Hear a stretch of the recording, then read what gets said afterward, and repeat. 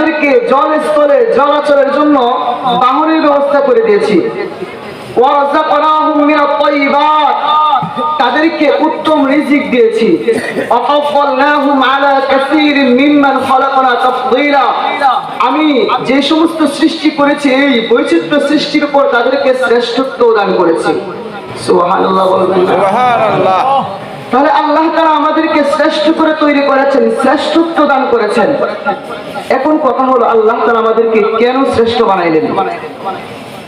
আমাদেরকে কি আল্লাহ তাআলা অনর্থক বানিয়েছেন? আল্লাহ তাআলা বলেন, আফা হাসিবুকুম আন্নামা খালাকনাকুম আবাসা, তোমরা কি মনে করছো তোমাদেরকে আমি অনর্থক সৃষ্টি করেছি? রবকে জিজ্ঞেস করলাম, রব তাহলে কেন সৃষ্টি করলাম? ভিন্ন আয়াতে আল্লাহ তাআলা বলেন, ওমা খালাকনাস সামাওয়াতি ওয়াল আরদা ওয়া মা বাইনাহুমা বাতিলা, আসমান জমিন এবং তার মধ্যে যা যা রয়েছে এগুলোকে আমি অনর্থক বানাই নাই। আর এক আয়াতে আল্লাহ তাআলা বলেন, ওমা খালাকনাস সামাআ ওয়াল আরদা ওয়া মা বাইনাহুমা লাঈবিন, আসমান জমিন এবং তার মধ্যে যা যা রয়েছে এগুলোকে আমি খেলার ছলেও বানাই নাই। তাহলে আল্লাহ তাআলা তুমি কেন বানাইলা আমাদেরকে? আল্লাহ বলেন, ওমা খালাকতুল জিন্না ওয়াল ইনসা ইল্লা লিয়াবুদুন, মানুষ এবং জিনকে সৃষ্টি করেছি আমি আল্লাহ তাআলার গোলামের জন্য। বলেন তো কিসের জন্য? আল্লাহ তাআলার গোলামের, আল্লাহ তাআলার গোলামের জন্য, গোলামের জন্য। তাহলে রব অন্যান্য যা যা বানাইছো, সূর্য বানাইছো, চন্দ্র বানাইছো, আসমান জমিন যা যা তৈরি করছে এগুলো কেন? রাসূলুল্লাহ সাল্লাল্লাহু আলাইহি ওয়াসাল্লাম হাদিসের ভিতর বলেন, আদ-দুনিয়া খুলিকাত লাকুম, এই যে দুনিয়া দেখতেছো, দুনিয়ার বৈচিত্র্যময় সৃষ্টি দেখতেছো, পাহাড় দেখতেছো, সূর্য চন্দ্র নদী নালা যা যা কিছু দেখতেছো সব কিছুই সৃষ্টি করা হয়েছে তোমাদের জন্য। আর তোমাদের কি কিসের জন্য তৈরি করা হয়েছে? রাসূল বলেন, ওয়া আনতুম খালাকতুম লিল আখিরাহ, তোমাদেরকে তৈরি করা হয়েছে আখিরাতের জন্য। বলেন এই অল্প সময়ের আলোচনার দ্বারা আমাদের সামনে একটা বিষয় সুস্পষ্ট হয়ে গেল, আল্লাহ তাআলা আমাদেরকে সৃষ্টি করেছেন কিসের জন্য? আল্লাহর গোলামের জন্য, আল্লাহ তাআলার গোলামের জন্য। এই গোলামের জন্য আল্লাহ তাআলা আমাকে আপনাকে তৈরি করার পর, এই দুনিয়াতে আমাকে আপনাকে পাঠানোর পর আল্লাহ পাক রব্বুল আলামিন আমরা কখন কি করতেছি না করতেছি, আমরা কি কাজ করতেছি না করতেছি এইগুলো পর্যবেক্ষণের জন্য আল্লাহ তাআলা আমাদের প্রতিটি মানুষের সাথে 4 জন করে সাক্ষী রেখেছেন। বলেন তো কয়জন? 4 জন। সবাই বলেন 4 জন। কয়জন? 4 জন। বলেন 1 নাম্বার হলো জমিন, 1 নাম্বার জমিন, 1 নাম্বার জমিন মুখস্থ করতে হবে। আল্লাহ তাআলা বলেন, মিনহা খালাকনাকুম ওয়া ফিহা নুঈদুকুম ওয়া মিনহা নুখরিজুকুম তারাতান উখরা। আল্লাহ পাক রব্বুল আলামিন বলেন, তোমাদেরকে জমিন থেকে সৃষ্টি করেছি, ওয়া ফিহা নুঈদুকুম, এমন একটা সময় আসবে আবার তোমাদেরকে জমিনের ভিতর ফিরিয়ে দেব। শুধু তাই না, জমিনের ভিতর ফিরে দিয়ে আমি বসে থাকবো মাওলানা, না না, ওয়া মিনহা নুখরিজুকুম তারাতান উখরা, আবার এমন একটা সময় আসবে বান্দা ওই জমিন থেকে তোমাকে আমি পুনরায় সৃষ্টি করব। সুবহানাল্লাহ।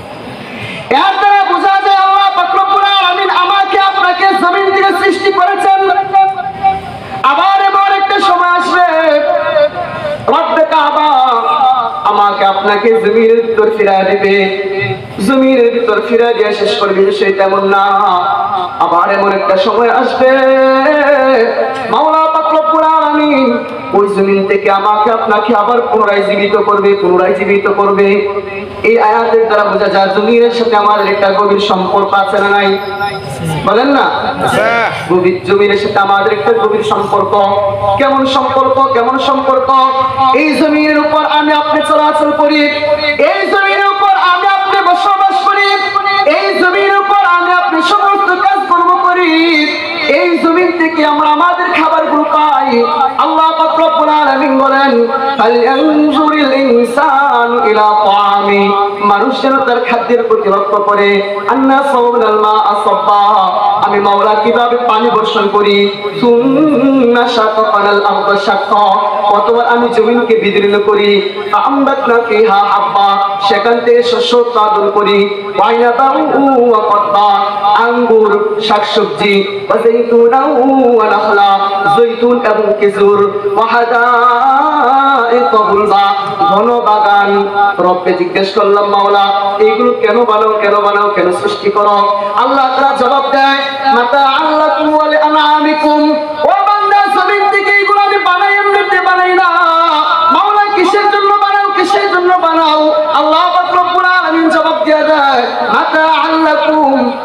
তোমাদের উপকারার্থে, তোমাদের কল্যাণে, শুধু তোমাদের কল্যাণের বিষয়টা এমন না মাতা আল্লাকুম ওয়া লিআনআমিকুম, তোমাদের উপকারার্থে এবং তোমাদের যে সমস্ত চতুষ্পদ জন্তু রয়েছে, গাভী রয়েছে, সেইগুলোর উপকারার্থে।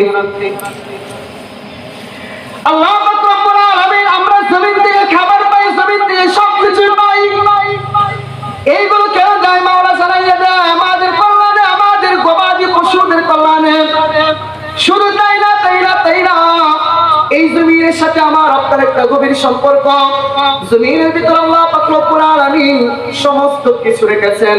ওই যে সমস্ত খনিজ পদার্থ, গ্যাস, তেল, পেট্রোল, সীসা, এইগুলো আল্লাহ তাআলা এই জমিনের ভিতর রেখেছেন। শুধু তাই না, এই জমিনের ভিতর আমরা জমির উপর যে সমস্ত ময়লা আবর্জনা ফেলাই, জমিন এইগুলো শোষণ করে নেয়, খেয়ে ফেলে। এই জন্য জমিন দুর্গন্ধ হয় না। কিন্তু জমিন যদি এইগুলো না খাইতো, যদি না খেত, তাহলে আমরা বসবাসই করতে পারতাম না। সুতরাং এর দ্বারা বোঝা যায় জমিনের সাথে আমার আপনার একটা গভীর সম্পর্ক। জমিন থেকে আমরা সবকিছু পাই, জমিনে বসবাস করি, কিন্তু এরপরে জমিনের রবের নাফরমানি আমরা করি কিনা? বুঝলেন না? জমিনের রবের নাফরমানি, জমিনের রবকে আল্লাহ, আমাদের রবকে আল্লাহ, জমিনের রব আল্লাহ, আমাদের রব হলেন আল্লাহ। আমরা জমিনে এগুলো করি, জমিনে খাই, জমিনে বসবাস করি, আবার জমিনের রবের সাথে নাফরমানিও করি। জমিন এইগুলো বরদাস্ত করতে পারে না। মাঝে মাঝে এই জন্য জমিন ছায় আমাদেরকে গিলে ফেলতে, খেয়ে ফেলতে, কিন্তু খায় না। কেন? আল্লাহ পাক রব্বুল আলামিনের পক্ষ থেকে হুকুম নাই, এই জন্য জমিন আমাদেরকে খায় না, গিলে ফেলে না। কিন্তু এমন একটা সময় আসবে মাওলা পাক রব্বুল আলামিন জমিনকে হুকুম দিয়া দিবে। জমিন হুকুম পাইয়া আমাদের সমস্ত বৃত্তান্ত প্রকাশ কইরা দিবে, সবকিছু প্রকাশ করে দিবে। আজকে রবের পক্ষ থেকে আদেশ নাই, এই জন্য জমিন কোনো কিছুই বলে না। কিন্তু এমন একটা সময় আসবে যখন রব্বে কাবা আল্লাহ পাক রব্বুল আলামিন জমিনকে আদেশ করবে, জমিন তার উপর মানুষ কি করতেছে না করতেছে সবকিছুই প্রকাশ করে দিবে। আল্লাহ তাআলা বলেন, ইযা যুলজিলাতিল আরদু জিলজালাহা, যখন জমিনকে তার কম্পন দ্বারা প্রকম্পিত করা হবে, ওয়া আখরাজাতিল আরদু আসফালাহা, জমিন তার সমস্ত বোঝাগুলো বের করে দিবে। ফাকালাল ইনসানু মালাহা, সেদিন মানুষ বলবে হায় হায়, জমিনে কি হলো?